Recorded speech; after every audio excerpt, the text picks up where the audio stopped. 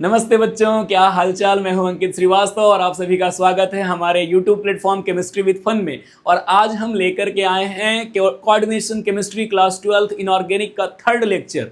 बच्चों, पिछले क्लास में हमने आपको बताया था कि कोऑर्डिनेशन कंपाउंड क्या होता है। कोऑर्डिनेशन कंपाउंड में कोऑर्डिनेट बॉन्ड मेटल लिगेंड के बीच में बनता है और हमने आपको बताया था कि कितने टाइप के कॉम्प्लेक्सेस होते हैं। आज की क्लास में बेसिकली हम आपको बताएंगे कि लिगेंड क्या है, लिगेंड के कितने टाइप्स होते हैं, लिगेंड कितना बॉन्ड बनाता है, किस लिगेंड में कितनी टेंडेंसी होती है बॉन्ड बनाने की, मतलब टाइप्स ऑफ लिगेंड की भी बात करेंगे हम लोग। ठीक है, तो चलो हम लोग लेट ना करते हुए अपने टॉपिक के साथ आगे बढ़ते हैं। तो सबसे पहला टॉपिक तुम देखो, वो है तुम्हारा लिगेंड।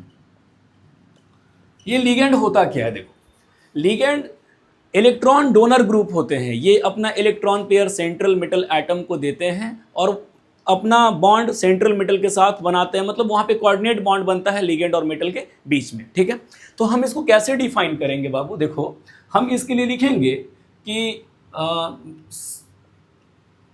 सच न्यूट्रल मॉलिक्यूल्स और ions which surrounds the central metal atom or ion and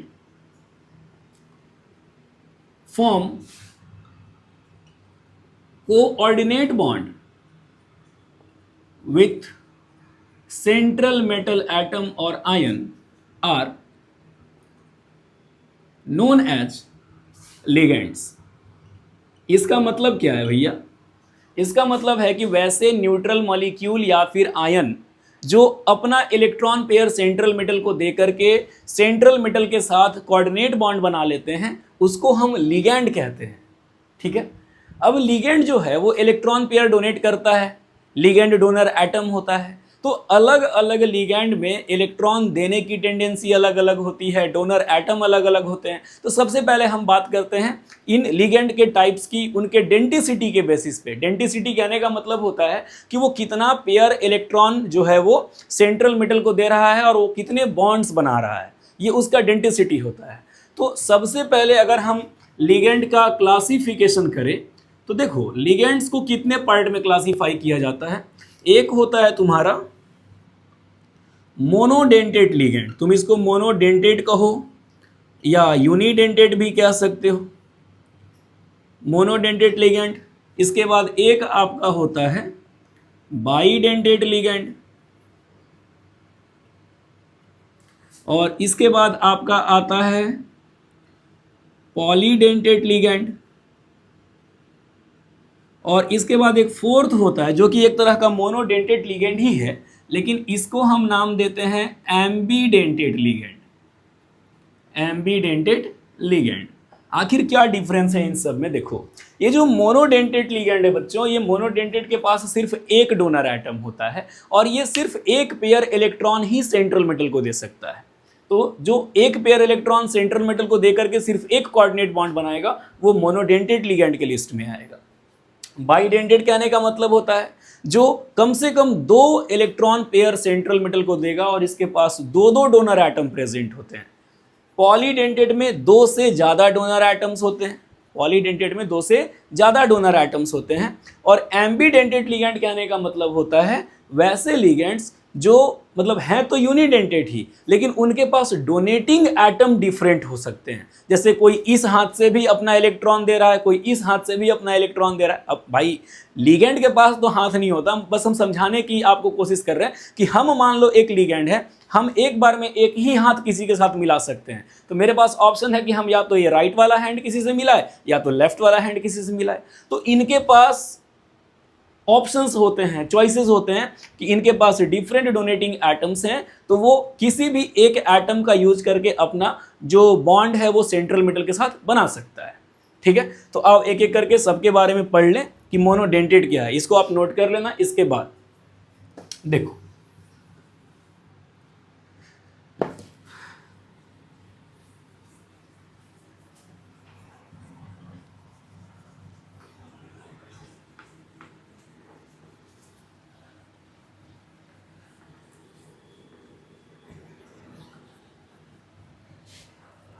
देखिए, तो हम लोग शुरुआत करते हैं मोनोडेंटेट लिगैंड से।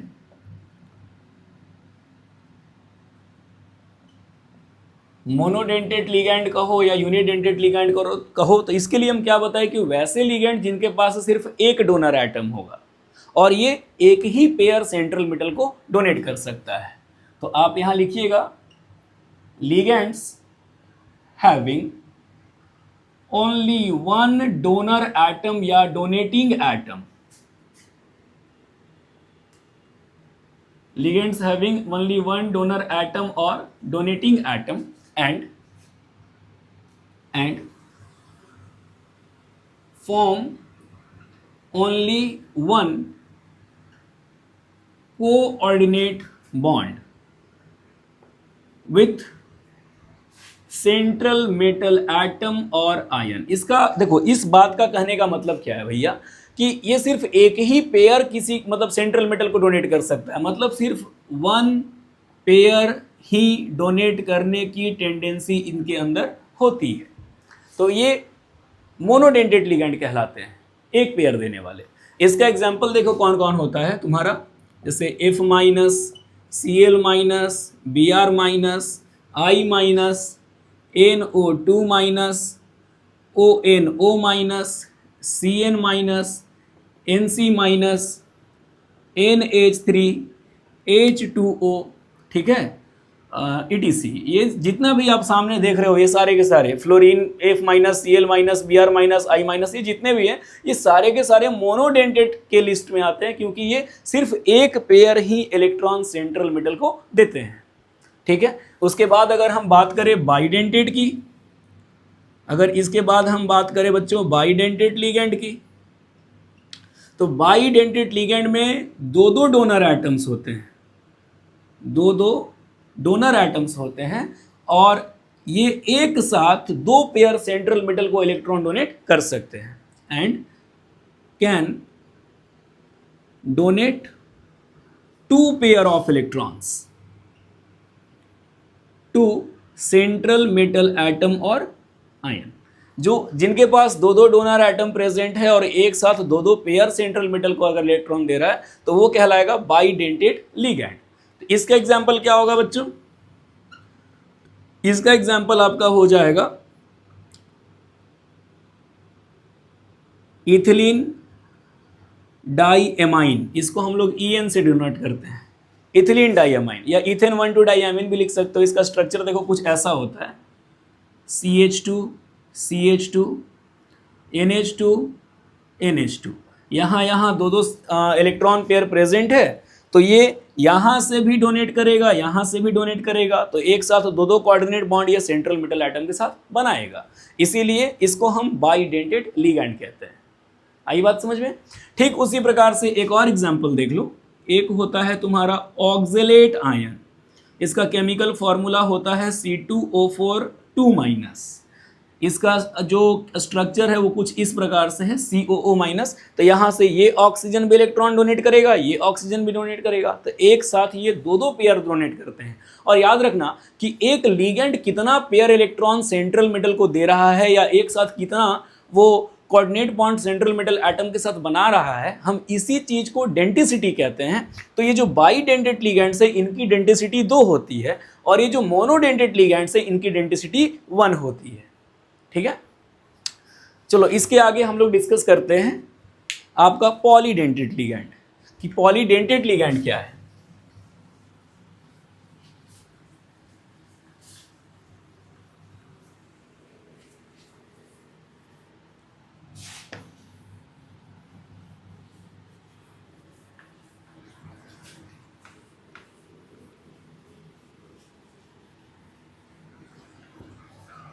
आइए अब हम बात करते हैं पॉलीडेंटेट लिगैंड की।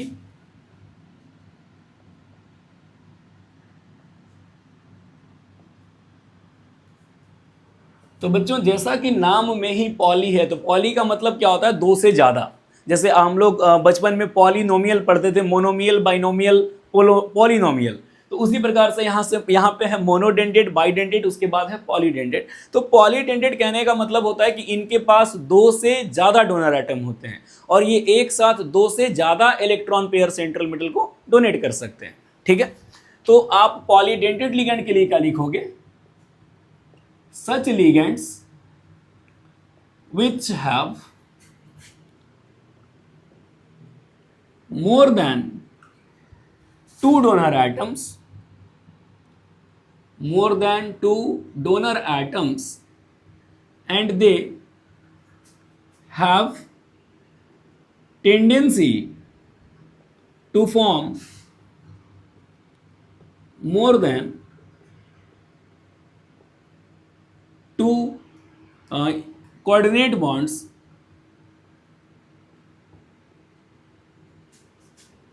with सेंट्रल मेटल एटम और आयन। भैया जिनके पास 2 से ज़्यादा डोनर एटम है तो ऑब्वियस सी बात है कि वो 2 से ज़्यादा ही बॉन्ड एक साथ बनाएगा। ठीक है, और 2 से ज़्यादा बॉन्ड अगर वो एक साथ बनाता है तो हम उसको कहते हैं पॉलीडेंटेट लिगैंड। तो इसका एग्जाम्पल क्या हो जाएगा? तो इसका एग्जाम्पल होता है तुम्हारा EDTA4-। ये EDTA क्या है? तो इसका फुल फॉर्म होता है इथिलीन डाईएमाइन टेट्रा एसीटेट आयन। इसका स्ट्रक्चर देखो कुछ इस प्रकार से होता है बच्चों, CH2CH2, यहाँ नाइट्रोजन, यहाँ नाइट्रोजन, यहाँ प्रेजेंट है CH2COO-, CH2COO-, यहाँ भी CH2COO- और यहाँ भी CH2COO-। तो देखो यहाँ पर जितना भी निगेटिवली चार्ज्ड ऑक्सीजन है ये अपना इलेक्ट्रॉन तो देगा ही, साथ ही साथ यहाँ नाइट्रोजन पे भी लोन पेयर प्रेजेंट होता है। तो एक साथ कितने बॉन्ड्स बनेंगे? तो ये भी डोनेट करेगा, ये भी डोनेट करेगा, ये भी डोनेट करेगा, ये भी और ये भी।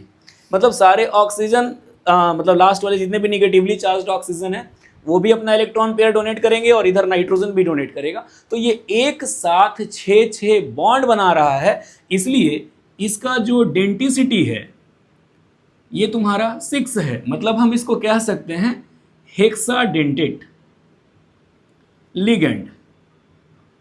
एक साथ ये 6 पेयर दे रहा है सेंट्रल मेटल एटम को और एक साथ 6 बॉन्ड बना रहा है, इसीलिए क्या है ये हेक्साडेंटेट लिगेंड। आ रही है बात समझ में? तो ये हो गया आपका मोनोडेंटेट, बाइडेंटेट और पॉलीडेंटेट लिगेंड में डिफरेंस।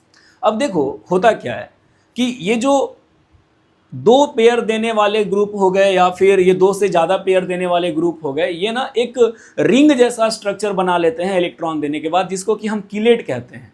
और मोनोडेंटेट लिगेंड की तुलना में ये जो कीलेट बनता है, ये जो कॉम्प्लेक्स बनता है कीलेटिंग टाइप का, मतलब रिंग टाइप का, ये ज़्यादा स्टेबल होता है। तो वो चीज़ हम आपको आगे बताएंगे एम्बीडेंटेट के बाद। ठीक है, तो देखो इसके बाद हम डिस्कस कर लेते हैं कि एम्बीडेंटेट लिगेंड क्या है, उसके बाद हम आपको कीलेट के बारे में कुछ बताते हैं।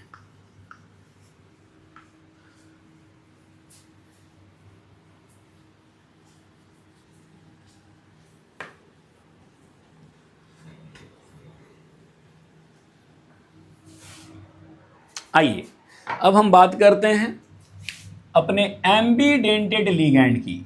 क्या होता है ये एम्बीडेंटेट लिगैंड? तो बच्चों बेसिकली हमने बताया कि एम्बीडेंटेट लिगैंड भी एक तरह का मोनोडेंटेट लिगैंड है, बट इसके पास डिफरेंट एटम्स होते हैं जिनके साथ वो सेंट्रल मेटल के साथ बॉन्ड बना सकता है। ठीक है, लेकिन एक बार में एक ही पेयर डोनेट करेगा और एक ही बॉन्ड बनाएगा। तो तुम लिख सकते हो कि जो एम्बीडेंटेट लिगैंड होते हैं वो एक तरह के मोनोडेंटेट लिगेंड्स ही हैं, but they can ligate to, ligate मतलब होता है जुड़ना। ठीक है, they can ligate to central metal atom और ion by different atoms to form coordinate bond. ठीक है, इसका एग्जाम्पल क्या हो जाएगा बच्चों? तो देखो इसका एग्जाम्पल होगा तुम्हारा NO2 minus ONO minus CN minus NC minus SCN- और NCS-। थोड़ा सा इसको और अच्छे से समझो। जैसे मान लो ये तुम्हारा मेटल है, यहाँ नाइट्रोजन है, नाइट्रोजन डबल बॉन्ड ऑक्सीजन, यहाँ निगेटिव चार्ज। अगर ये नाइट्रोजन जो है अपना इलेक्ट्रॉन पेयर सेंट्रल मेटल को दे रहा है, ठीक है, अगर ये नाइट्रोजन अपना इलेक्ट्रॉन पेयर सेंट्रल मेटल को दे रहा है तो हम इसको कहते हैं नाइट्राइटो एन। इसका जो नाम हो जाएगा वो हो जाएगा नाइट्राइटो एन। लेकिन इसके पास ऑक्सीजन भी इलेक्ट्रॉन डोनेट कर सकता है। तो मान लो ऐसा लिखा हुआ है ऑक्सीजन नाइट्रोजन डबल बॉन्ड, और यहाँ से ऑक्सीजन अगर अपना इलेक्ट्रॉन सेंट्रल मेटल को देगा तो ये कहलाएगा नाइट्राइटो ओ। मतलब लिगेटिंग एटम के नाम पे इस ग्रुप का नाम है। NO2- है तो नाइट्राइटो एन है, ONO- है तो नाइट्राइटो ओ है। तो ग्रुप एक ही है लेकिन लिगेटिंग एटम डिफरेंट डिफरेंट है। यहाँ पर नाइट्रोजन अपना इलेक्ट्रॉन दिया, यहाँ ऑक्सीजन अपना इलेक्ट्रॉन दिया, तो ऑप्शन से तो ये कहलाएगा एम्बिडेंटेड। ठीक है। ठीक उसी प्रकार से अगर CN में अगर कार्बन अपना इलेक्ट्रॉन सेंट्रल मेटल को दे रहा है, एक्चुअली में यहाँ पे कार्बन ट्रिपल बॉन्ड नाइट्रोजन होता है, ठीक है, तो अगर कार्बन अपना इलेक्ट्रॉन सेंट्रल मेटल को देगा तो हम इसको बोलेंगे साइनाइडो। इसको हम क्या बोलेंगे? साइनाइडो। लेकिन अगर ऐसा है नाइट्रोजन ट्रिपल बॉन्ड कार्बन के साथ अगर ये नाइट्रोजन अपना इलेक्ट्रॉन पेयर सेंट्रल मेटल को देगा तो ये कहलाएगा तुम्हारा आइसोसाइनाइडो। ये कहलाएगा आइसोसाइनाइडो। ठीक उसी प्रकार से अगर यहाँ पर SCN है और सल्फर अपना इलेक्ट्रॉन सेंट्रल मेटल को दे रहा है तो इसको हम कहते हैं थायोसाइनेटो S, क्योंकि सल्फर से सेंट्रल मेटल का बॉन्ड बन रहा है, तो ये कहलाएगा थायोसाइनेटो S। लेकिन अगर ऐसा कुछ है NCS और नाइट्रोजन से सेंट्रल मेटल अपना बॉन्ड बनाए हुए है, कोऑर्डिनेट बॉन्ड बना हुआ है, तो ये कहलाएगा थायोसाइनेटो N। आ रही है बात समझ में? तो भैया इन लिगेंड के पास एक्चुअल में ये मोनोडेंटेट ही है, एक ही पेयर दे सकता है, बट इसके पास डिफरेंट ऑप्शंस हैं। ये अलग अलग एटम से अपना इलेक्ट्रॉन जो है सेंट्रल मेटल को डोनेट करा रहा है, इसीलिए ये एम्बीडेंटेट है। तो हम उम्मीद करते हैं कि आपको मोनोडेंटेट, बाइडेंटेट, पॉलीडेंटेट और एम्बीडेंटेट में जो डिफरेंस होता है वो क्लियर हो गया होगा। ठीक है। अब देखो अगला हम बात करते हैं बच्चों कीलेट के बारे में कि कीलेट क्या है। देखो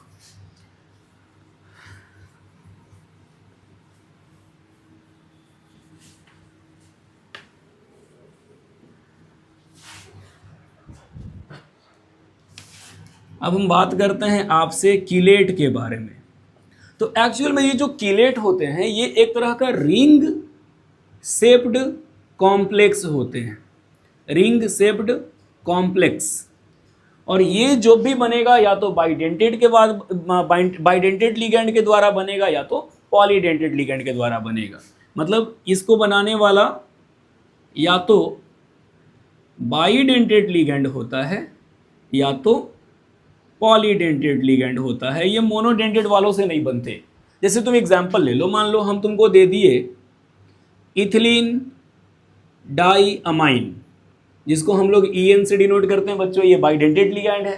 तो इसका स्ट्रक्चर कुछ ऐसा होता है CH2NH2 CH2NH2, यहाँ सेंट्रल मेटल हो गया। चलो इसी का एक और मॉलिक्यूल ले रहे हैं NH2 CH2, यहाँ भी तुम्हारा है NH2 CH2।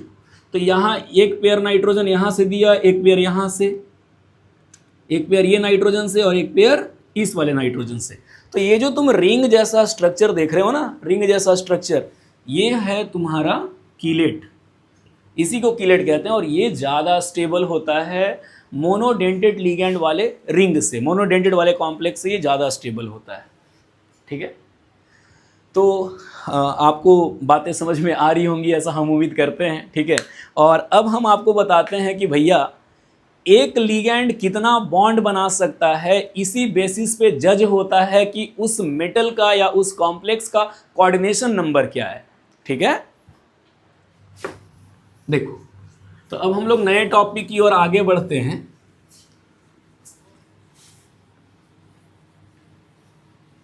नए टॉपिक की ओर आगे बढ़ते हैं। और अब हम डिस्कस करेंगे कि कोऑर्डिनेशन नंबर क्या है। What is coordination number. नया टॉपिक है आपका कोऑर्डिनेशन नंबर।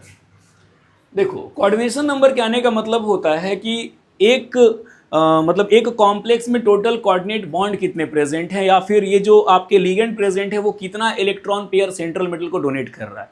जितना बॉन्ड बनेगा वही उसका कोऑर्डिनेशन नंबर होगा। तो यहाँ पे तुम लिख सकते हो कि the number of coordinate bonds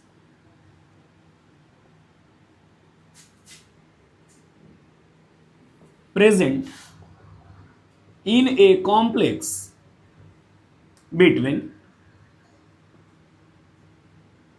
ligands and central metal atom और आयन। एक कॉम्प्लेक्स में लिगेंड और मेटल के बीच में कितने कोऑर्डिनेट बॉन्ड प्रेजेंट हैं वो उसका कोऑर्डिनेशन नंबर कहलाता है। और इसको निकालने का भैया एक सिंपल तरीका है कि अगर आपसे कोई कोऑर्डिनेशन नंबर पूछा तो आप सिंपल दो चीज़ देख लेना, total number of monodentate ligands और plus 2 into number of bidentate ligands. मतलब हम सिंपली उसकी डेंटिसिटी कह सकते हैं कि लिगेंड जो प्रेजेंट है उनका नंबर और उनकी डेंटिसिटी देख लो। भैया हम यहाँ 2 से क्यों मल्टीप्लाई किए, क्योंकि बाइडेंटेट जो है वो एक साथ 2 पेयर सेंट्रल मेटल को देता है। अब मान लो मेरे पास 3 बाइडेंटेट लिगेंड हैं तो वो 6 बॉन्ड देगा, मतलब 6 पेयर इलेक्ट्रॉन देके 6 बॉन्ड बनाएगा। तो ऑब्वियस ही बात है कि जो total number of coordinate bond है ना वही आपका कोऑर्डिनेशन नंबर होता है। जैसे एग्जाम्पल देखो, मान लो हमने ऐसा बोला FeCN6 4-, ये एक कॉम्प्लेक्स है। तो इस कॉम्प्लेक्स में हम क्या देख रहे हैं कि सेंट्रल मेटल मेरा आयरन है और इसके चारों तरफ 6 CN ग्रुप प्रेजेंट है। तो एक CN तो एक ही पेयर दे सकता है, क्योंकि अभी हमने पीछे बताया कि CN जो होता है वो मोनोडेंटेड लिगेंड होता है, उसके पास एक ही डोनर एटम होता है और एक ही पेयर इलेक्ट्रॉन डोनेट कर सकता है। ठीक है, तो यहाँ पर ये एक पेयर ये दिया, एक पेयर यहाँ से, एक पेयर सब सारे कार्बन से एक एक पेयर अगर इस आयरन को मिला तो total number of coordinate bond कितने हो गए 6। तो इसका जो कोऑर्डिनेशन नंबर होगा उसका भी वैल्यू हो जाएगा 6। ठीक है, मान लो ऐसा लिखा हुआ है CO NH3 का होल 6 Cl3, ऐसा कोई कॉम्प्लेक्स है और पूछा कि बताओ जी यहाँ पर सेंट्रल मेटल का कोऑर्डिनेशन नंबर कितना है। तो NH3 क्या है, मोनोडेंटेड लिगेंड, एक बार में एक ही पेयर दे सकता है। तो उस कंडीशन में जो कोऑर्डिनेशन नंबर होगा उसका वैल्यू 6 होगा, क्योंकि मोनोडेंटेड लिगेंड कितने हैं 6। ठीक उसी प्रकार से NiCO का होल 4 है बच्चों, कार्बोनिल CO ये भी आपका मोनोडेंटेड लिगेंड होता है, एक बार में एक ही पेयर दे सकता है, 4 मिल के 4 पेयर देंगे, 4 बॉन्ड बनेगा, तो कोऑर्डिनेशन नंबर कितना होगा 4। तो अभी तक आपने जितना भी देखा तीनों एग्जाम्पल, ये कैसे कॉम्प्लेक्सेस हैं, होमोलेप्टिक। हमने पिछले वीडियो में आपको बताया था कि अगर किसी कोऑर्डिनेशन कॉम्प्लेक्स में सिर्फ एक तरह के लिगेंड प्रेजेंट है बच्चों तो वो कहलाते हैं होमोलेप्टिक, और अगर डिफरेंट लिगेंड प्रेजेंट हैं तो वो कहलाता है हेट्रोलेप्टिक। ठीक है, तो चलो और कुछ हेट्रोलेप्टिक कॉम्प्लेक्स की भी एग्जाम्पल हम देख लेते हैं। जैसे मान लो ऐसा लिखा हुआ है CO NH3 का होल 2 H2O का होल 2 Cl2 प्लस, ऐसा मान लो कोई एक कॉम्प्लेक्स हम ले लिए। तो भैया यहाँ पर देखो NH3 भी मोनोडेंटेड लिगेंड है, H2O भी मोनोडेंटेड लिगेंड है, Cl भी मोनोडेंटेड लिगेंड है, लेकिन डिफरेंट लिगेंड्स हैं। तो कॉम्प्लेक्स हेट्रोलेप्टिक है लेकिन सारे लिगेंड तो मोनोडेंटेड हैं। तो NH3 2 पेयर देगा क्योंकि यहाँ पे 2 मॉलिक्यूल है NH3 का, H2O भी 2 पेयर देगा क्योंकि वो 2 बार प्रेजेंट है, Cl2 भी 2 पेयर देगा। तो total number of coordinate bonds कितने हो गए 6। तो कोऑर्डिनेशन नंबर भी क्या होगा 6। आ रही है बात समझ में। ठीक उसी प्रकार से मान लो ऐसा लिखा हुआ है CO Cl2 En का होल 2 प्लस, ऐसा कोई कॉम्प्लेक्स है बच्चों। तो यहाँ देखो, यहाँ क्लोरीन मोनोडेंटेड है लेकिन En मतलब क्या, इथिलीन डाइयामीन, ये तो बाइडेंटेड लिगेंड होता है। इथिलीन डाइयामीन का दूसरा नाम इथेन 1,2 डाइयामीन भी होता है। तो ये एक बाइडेंटेट लिगेंड है बच्चों, तो ये एक साथ 2 पेयर देगा, तो इसके 2 बॉन्ड हो जाएंगे, इसके 2 गुने 2 यानी कि 4 बॉन्ड हो जाएंगे, तो total number of coordinate bond हो गया 6, तो कोऑर्डिनेशन नंबर भी क्या होगा 6। अच्छा, और भी एग्जांपल देख लेते हैं। मान लो ऐसा लिखा हुआ है CO C2O4 का होल 3 प्लस, मान लो कोई ऐसा कोई कॉम्प्लेक्स है, मान लो CO C2O4 का होल 3 प्लस, ऐसा कुछ प्रेजेंट है। तो यहाँ जो C2O4 है ये तो बाइडेंटेट होता है, ऑक्सिलेट आयन कहते हैं इसको, तो एक ऑक्सिलेट आयन 2 पेयर देगा, तो 3 ऑक्सिलेट कितने देंगे 6 पेयर, मतलब कि बॉन्ड कितना बनेगा 6, तो यहाँ पर कोऑर्डिनेशन नंबर क्या हो जाएगा 6। तो हम उम्मीद करते हैं कि आपको ये कोऑर्डिनेशन नंबर और टाइप्स ऑफ लिगेंड अच्छे से समझ में आ गया होगा। आ रही है बात समझ में? अब यहाँ से बच्चों जो हमारा अगला टॉपिक है वो है ऑक्सीडेशन नंबर। तो एग्जाम में जो बोर्ड्स में क्वेश्चन आता है क्लास 12th में, तो वो आता है या तो कोऑर्डिनेशन नंबर से या तो ऑक्सीडेशन नंबर से। अब बच्चे यहाँ कंफ्यूज हो जाते हैं। एक बात याद रखना कि कोऑर्डिनेशन नंबर निकालते समय हमको इस स्क्वायर ब्रैकेट के बाहर नहीं जाना है, हमको बस देखना है कि ये सेंट्रल मेटल और ये लिगेंड के बीच कितने बॉन्ड प्रेजेंट है, बाहर Cl3 है या बाहर कौन सा लिगेंड कौन सा काउंटर आयन प्रेजेंट है, उससे कोई मतलब ही नहीं होना चाहिए कोऑर्डिनेशन नंबर निकालते समय। ऑक्सीडेशन नंबर जब कैलकुलेट करेंगे तो सबको इन्वॉल्व करेंगे, सबका चार्ज लेंगे, ठीक है। तो कोऑर्डिनेशन नंबर को देख लो एक बार। अगर कहीं कोई डाउट होता है तो तुम तुरंत हमसे कमेंट में बोलना कि सर इस टॉपिक में डाउट हुआ, इस टॉपिक को अब क्लियर नहीं हुआ मेरे से अच्छे से, तो हम अगले वीडियो में उसको फिर से एक छोटा सा टेक लेकर के अच्छे से उसको क्लियर कर देंगे। आ रही है बात समझ में? तो चलो फिर हम लोग बात करते हैं अब ऑक्सीडेशन नंबर की।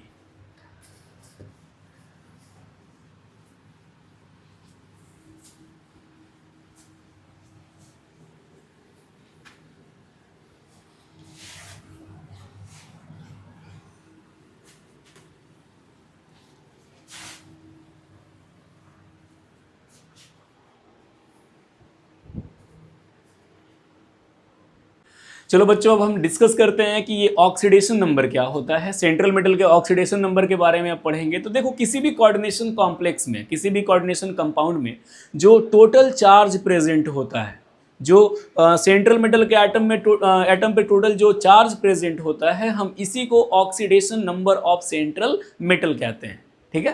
तो चलो आगे हम डिस्कस करते हैं, अपना टॉपिक कंटिन्यू करते हैं। अब वो है तुम्हारा oxidation number of central metal. Oxidation number of central metal, तो इसको कैसे डिफाइन करोगे? देखो, the total charge present on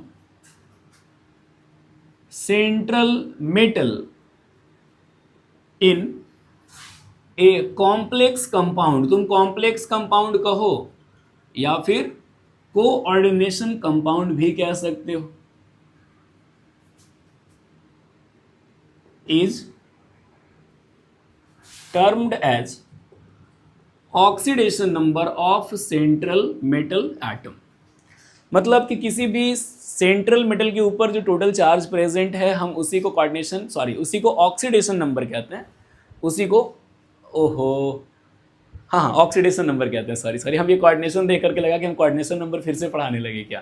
ठीक है, चलो। तो इसके लिए कुछ कुछ पॉइंट्स याद रखना। जैसे कुछ लिगेंड के ऊपर में चार्ज भी होता है, कुछ लिगेंड के ऊपर में चार्ज नहीं भी होता है, कुछ काउंटर आयन का भी चार्ज इसमें इंक्लूड करना पड़ता है। तो एक बात याद रखना कि oxidation number of radical, radical कहने का मतलब वो जो चार्ज्ड स्पीसीज होते हैं, is equal to their charge.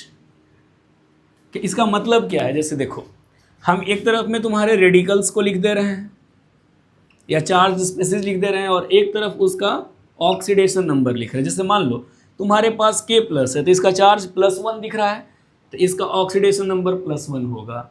अगर तुम्हारे पास Na प्लस है तो इसका भी +1 होगा। तुम्हारे पास Mg2 प्लस है तो ये +2 होगा। ये सारा काम आएगा आगे, सब आएगा यूज में, ठीक है। अगर आपके पास Ca2 प्लस है तो इसका भी 2 प्लस लेना है। Hg 2 प्लस है तो ये +2 भी हो सकता है, ये +3 भी हो सकता है, ठीक है। वो इंडिकेट किया रहेगा कि आपको +2 का यूज करना है या +3 का यूज करना है। उसके बाद फिर Cl माइनस का -1, F माइनस का -1, Br माइनस का -1, I माइनस का -1, Cn माइनस का -1, Nc माइनस का भी -1। उसी प्रकार से NO2 माइनस का -1, ONO माइनस का भी -1। उसी प्रकार से मान लो तुम्हारे पास है ACN माइनस, इसका भी -1 होगा, NCS माइनस का भी -1 होगा। उसके बाद मान लीजिए आपके पास है NO3 माइनस का भी -1, ये नाइट्रेट आयन होता है NO3 माइनस, ठीक है। अगर आपके पास ऐसा दिया हुआ है O के ऊपर 2 माइनस, तो ये -2 है। इसके बाद SO4 के ऊपर 2 माइनस है तो -2 होगा, C2O4 के ऊपर 2 माइनस है तो -2 होगा। तो ये जितने भी चार्ज्ड रेडिकल्स हैं, इनका जो चार्ज ही उनका ऑक्सीडेशन नंबर होता है, इस चीज़ को याद रखिएगा। इसको आपको याद करने की ज़रूरत होगी, आपको इसको याद कर लेना होगा, लेकिन बहुत कॉम्प्लिकेटेड नहीं है ये चीज़, ठीक है। इसको याद कर लेना और इसके बाद फिर तुम किसी भी कॉम्प्लेक्स का कोऑर्डिनेशन जो ऑक्सीडेशन नंबर है वो आराम से निकाल सकते हो।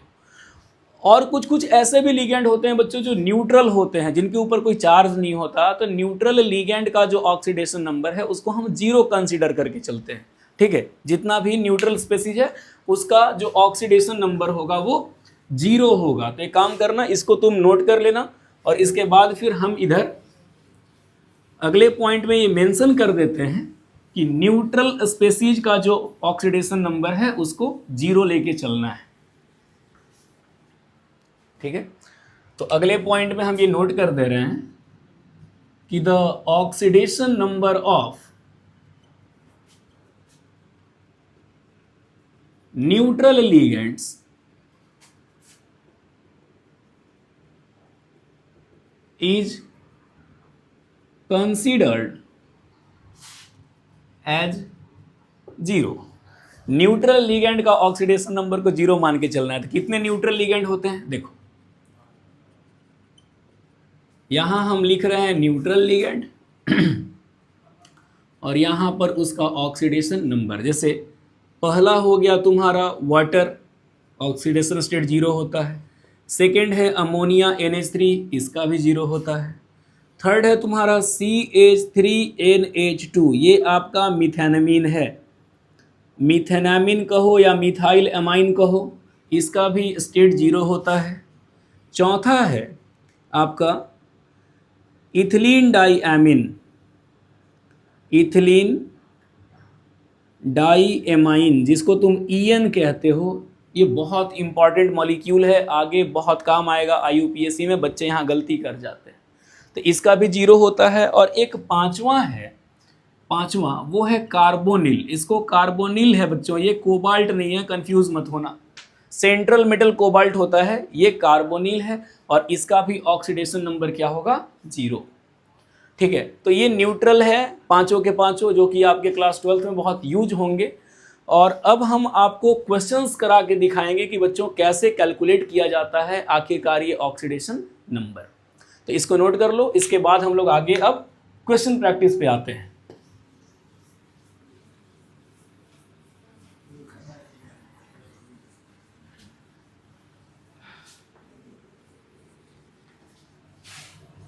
आइए चलिए देखिए बच्चों, जैसे सबसे पहले हम लोग स्टार्ट करते हैं, श्री गणेश करते हैं अपना सबसे common molecule, common complex K4FeCN6। इसका यूज अक्सर हमेशा ही होता है क्योंकि ये मोस्ट कॉमन एग्जांपल है कॉम्प्लेक्स कंपाउंड का। हम लोग क्लास 12th में सबसे ज़्यादा इसका यूज़ करते हैं, पढ़ते समय भी तुमको हर जगह ये एग्जांपल देखने को मिल जाएगा। और आज का जो टॉपिक हम तुमको पढ़ा रहे हैं, तुम इसके बेसिस पे तुम NCERT के सारे क्वेश्चन सॉल्व करने की कोशिश करना। एकदम हम तुमको चैलेंज देते हैं कि एक भी क्वेश्चन में तुम नहीं फंसोगे, एकदम गारंटी है मेरा। तुम ये सारे कर लो, इसके बाद तुम NCERT के क्वेश्चंस करो, JEE के क्वेश्चंस करो, 100% गारंटी है कि तुमसे होगा, ठीक है। चलो देखो, तो बाबू यहाँ पर सेंट्रल मेटल होता कौन है, ये स्क्वायर ब्रैकेट के अंदर सबसे फर्स्ट वाला। सबसे पहले तो तुमको ये डिस्टिंग्विश करना होगा कि सर इन सब में सेंट्रल मेटल कौन है। तो ये जो स्क्वायर ब्रैकेट है जिसको हम कल के क्लास में बताए थे कोऑर्डिनेशन स्फीयर, तो कोऑर्डिनेशन स्फीयर के अंदर जो फर्स्ट है यही तुम्हारा सेंट्रल मेटल होगा और इसी का चार्ज तुमको निकालना है। तो हम क्या करेंगे, ऐसा मान लेंगे कि let the oxidation number of iron is equal to x. इसको हम x कंसीडर कर लिए। अब देखो यहाँ पे 4 पोटेशियम है और पोटेशियम का चार्ज अभी हमने कितना बताया, +1, मतलब इसका स्टेट +1 होता है। तो 4 पोटेशियम के लिए क्या करोगे, देखो ये हो जाएगा x plus 4 into +1 plus 6 CN है और एक CN का चार्ज कितना होता है, -1, तो 6 इंटू -1 कर दिए। इस कॉम्प्लेक्स के ऊपर में कोई भी चार्ज नहीं है, इसीलिए इज इक्वल टू के इधर 0 बैठा दिए। अगर यहाँ +2 होता तो इक्वल टू के राइट साइड में +2 लिखते, यहाँ -3 होता -3 लिखते, जो भी चार्ज होता उसको जस के तस इक्वल टू के इधर लिख दिया जाता। इसको सॉल्व करोगे तो ये हो जाएगा x + 4 - 6 = 0, x - 2 = 0, तो x बराबर निकल के क्या आया, +2। मतलब इस कॉम्प्लेक्स में आयरन किस स्टेट में है, +2 स्टेट में है, फेरस स्टेट में है। +3 होता तो फेरिक स्टेट हो जाता। आ रही है समझ में बातें, ठीक है। चलो अगला एग्जाम्पल देखो, मान लो ऐसा लिखा हुआ है CO NH3 का होल 6 Cl3। यहाँ सेंट्रल मेटल कौन है बच्चों, तो ये स्क्वायर ब्रैकेट के अंदर फर्स्ट वाला, इसी को x मानना है। तो हम लिख देंगे कि let the oxidation number of cobalt is equal to x। तो यहाँ से आपका हो जाएगा x प्लस, अब NH3 न्यूट्रल लिगैंड होता है तो इसका चार्ज को क्या कंसीडर करना है, 0। तो ये हो जाएगा 6 इंटू 0, बाहर में 3 क्लोरीन प्रेजेंट है। देखो कोऑर्डिनेशन नंबर निकालते समय हम आपको बताए थे कि ब्रैकेट के बाहर ध्यान नहीं देना है, हमको बाहर वाले से मतलब नहीं है, लेकिन जब ऑक्सीडेशन नंबर कैलकुलेट करोगे तो तुमको अंदर बाहर सब जगह देखना होगा। तो यहाँ बाहर में 3 क्लोरीन है तो हम 3 इंटू, एक क्लोरीन का चार्ज कितना होता है, -1। कहीं भी कोई कॉम्प्लेक्स के ऊपर चार्ज नहीं है तो इज इक्वल टू 0। तो ये हो जाएगा x - 3, इसका तो 0 हो गया, x - 3 = 0, तो x बराबर निकल के क्या आया, +3। मतलब यहाँ कोबाल्ट किस स्टेट में है, +3 स्टेट में। अच्छा अगला एग्जाम्पल देखो, मान लो ऐसा लिखा हुआ है NiCO का होल 4, कोई प्लस माइनस नहीं, न्यूट्रल कॉम्प्लेक्स है ये। तो यहाँ पर हम क्या करेंगे, यहाँ पर इस निकल के स्टेट को x मान लेंगे, let the oxidation number of nickel equals to x। तो x + 4 इंटू, अब कार्बोनिल क्या होता है, न्यूट्रल लिगैंड। 5 न्यूट्रल लिगैंड हम आपको बताए, NH3, H2O, methyl amine, ethylene di amine, और उसके बाद ये कार्बोनिल CO। इसमें और इसमें बहुत डिफरेंस है, ये सेंट्रल मेटल कोबाल्ट है और ये CO कार्बोनिल है। कोबाल्ट कभी लिगैंड नहीं हो सकता है, बच्चे बहुत कंफ्यूज होते हैं इस चीज़ में, इस चीज़ को याद रखना, ठीक है। तो ये हो जाएगा x + 4 इंटू 0 = 0, कोई चार्ज नहीं है, तो x बराबर क्या निकल के आया, 0। मतलब यहाँ पे निकल का ऑक्सीडेशन स्टेट क्या है, 0। जब किसी भी कॉम्प्लेक्स में सेंट्रल मेटल पे अगर चार्ज प्रेजेंट है तो वो कहलाएगा सेंट्रल मेटल आयन। क्या कहलाएगा, सेंट्रल मेटल आयन। लेकिन यहाँ पर कोई भी चार्ज प्रेजेंट नहीं है तो ये कहलाएगा सेंट्रल मेटल एटम। यही डिफरेंस है सेंट्रल मेटल एटम और आयन में। यही कारण है कि हम हर जगह आपको एटम के बाद स्लैश देके आयन जरूर लिख रहे थे कि वहाँ जो प्रेजेंट है मेटल वो किस स्टेट में, वो मेटेलिक फॉर्म में है या वो आयनिक फॉर्म में है, वो देखना बहुत जरूरी है, ठीक है।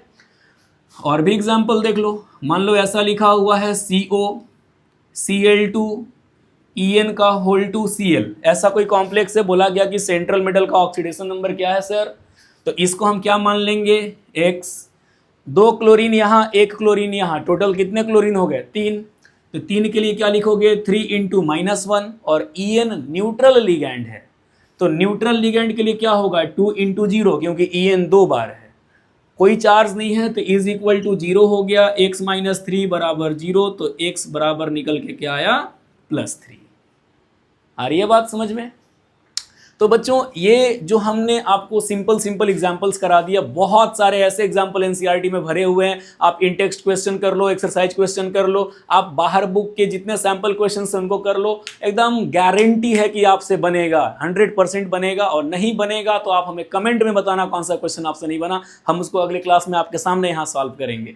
तो आज के क्लास में हमने बहुत कुछ आपसे डिस्कस किया, लिगेंड्स बताया, कोऑर्डिनेशन नंबर, ऑक्सीडेशन नंबर, हमने इन टॉपिक्स को कवर किया। आप ढंग से पढ़ो। अगले क्लास में हम लोग आएंगे IUPAC नोमेनक्लेचर के साथ, और अगले क्लास में हम आपको IUPAC नेम लिखना सिखाएंगे इन कॉम्प्लेक्सेस का, या फिर नेम से हम आपको फॉर्मूला लिखना सिखाएंगे। तब तक के लिए धन्यवाद।